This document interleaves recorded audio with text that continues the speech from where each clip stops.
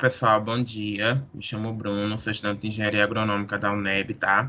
E hoje eu vim aqui apresentar para vocês o trabalho intitulado de Resposta do feijão calpi inoculado com brado e risóbio em neossolo flúvico compactado.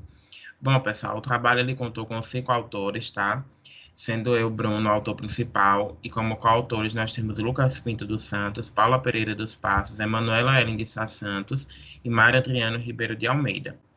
De início, vou estar mostrando aqui para vocês a importância do feijão calpi e os principais problemas enfrentados na região Nordeste, tá? Para essa cultura. Então, pessoal, o feijão calpi, Vigno guinculata, ele é uma cultura de bastante subsistência para a região Nordeste, tá? Porque ele lidera uma produção nacional de 409,3 mil toneladas.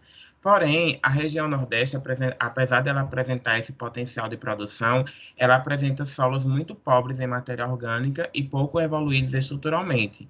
E aí, em razão dessa pobreza de matéria orgânica, a fixação biológica de nitrogênio FBN, ela vai entrar fortemente, né, por meio da ação de bactérias diazotróficas, que são bactérias que vivem ali na rizosfera da planta, e vão atuar na fixação do nitrogênio para a planta. Então, a planta ela vai se beneficiar por meio dessa relação simbiótica, e aí ela vai conseguir produzir, né, e se desenvolver livremente. E em relação à evolução, né, estrutural dos solos, nós temos que o principal problema está relacionado com a compactação do solo, tá? Por meio da utilização de máquinas, até de animais, eles causam essa compactação do solo. E aí, o feijoeiro e outras culturas também são bastante sensíveis a esse estresse, ou seja, elas não conseguem se desenvolver livremente com esse estresse no solo, né? E aí, a partir disso, nós temos que o principal objetivo desse trabalho foi estudar a influência da compactação do solo no crescimento inicial do feijão calpi inoculado. Como material e método, nós temos que nós utilizamos neossolo flúvico, tá? Da camada 20 e 40, e logo em seguida nós preenchemos canos de PVC contendo 16 centímetros de diâmetro e 35 centímetros de altura, como vocês podem visualizar na imagem. Logo em seguida, nós fizemos a inoculação, tá? Nós utilizamos 60 sementes, distribuídas em 2 sementes para cada vaso, tá? E nós mergulhamos por cerca de 40 minutos no inoculante, utilizando o parâmetro do método de microbiolização, tá? Passando os 40 minutos, nós realizamos a semeadura, sempre com luva, tá? Para não acontecer de a semente ser contaminada por outro micro-organismo e aí ter essa interferência nos nossos resultados. E para a determinação das densidades, que aqui nós determinamos quais eram as compactações que nós iríamos utilizar, nós utilizamos essas duas fórmulas, tá? A primeira fórmula que foi a densidade do solo, que foi massa do solo seco dividido pelo volume total, e a do volume de cilindro, que foi π vezes r ao quadrado vezes a altura. Nós utilizamos a fórmula do cilindro pelo fato de estarmos utilizando um anel de PVC que tem a mesma estrutura de um cilindro, tá? Lembrando que a compactação ela foi realizada de forma manual, tá? Nós fizemos uma prensa manual e a partir das densidades que nós conseguimos obter. O método estatístico que nós utilizamos foi o delineamento inteiramente casualizado, contendo 5 tratamentos e 3 repetições. Lembrando que o primeiro tratamento foi o tratamento controle, e nós utilizamos a densidade normal do solo, e a partir do tratamento 2 até o tratamento 5, nós conseguimos utilizar a densidade 1.6, 1.7, 1.8 e 1.9, que foram densidades que nós conseguimos encontrar naquelas fórmulas que eu acabei de mencionar para vocês. Tá? Após 35 dias foi realizada a colheita e os dados foram submetidos à análise pelo programa AgroStat.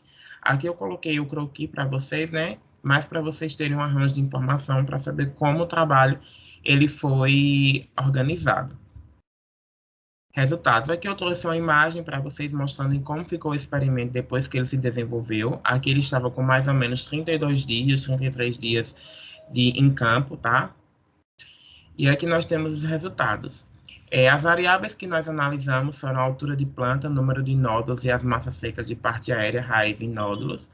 E como a primeira variável aqui, comprimento de raiz, nós temos que o tratamento de densidade 1.6, ele apresentou uma maior significância quando ele comparado aos demais tratamentos, onde ele exibiu 76 centímetros de extensão radicular, diferentemente dos demais tratamentos. Aqui nós podemos ver, né, como é que está esse comportamento no gráfico, está apresentando esse decaimento.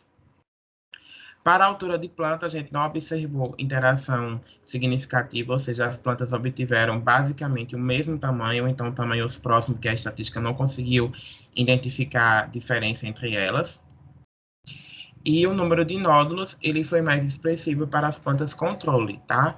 Onde o solo que apresentava necessidade de 1,5 gramas por centímetro cúbico, ele apresentou aproximadamente 208 nódulos por raiz, tá? Porém, a partir do adensamento 1,6, a quantidade de nódulos ela foi diminuindo, como é mostrado no gráfico, como nós podemos ver aí.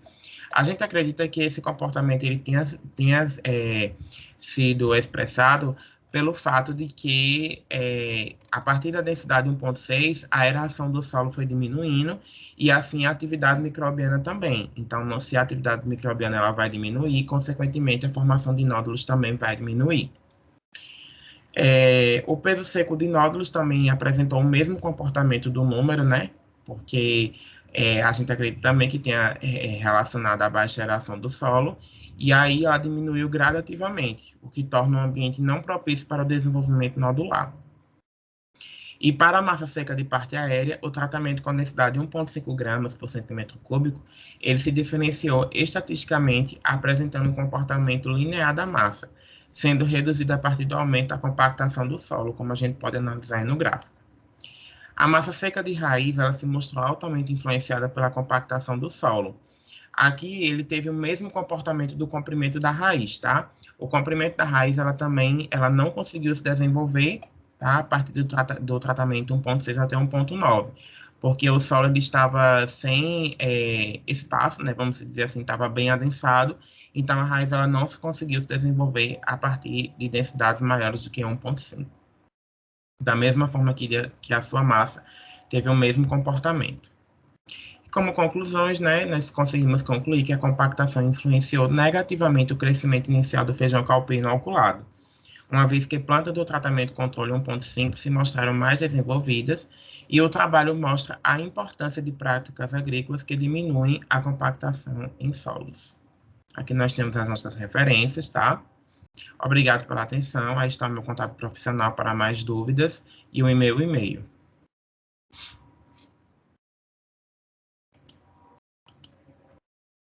Agora eu vou estar aqui pausando a apresentação, né, a gravação. E muito obrigado.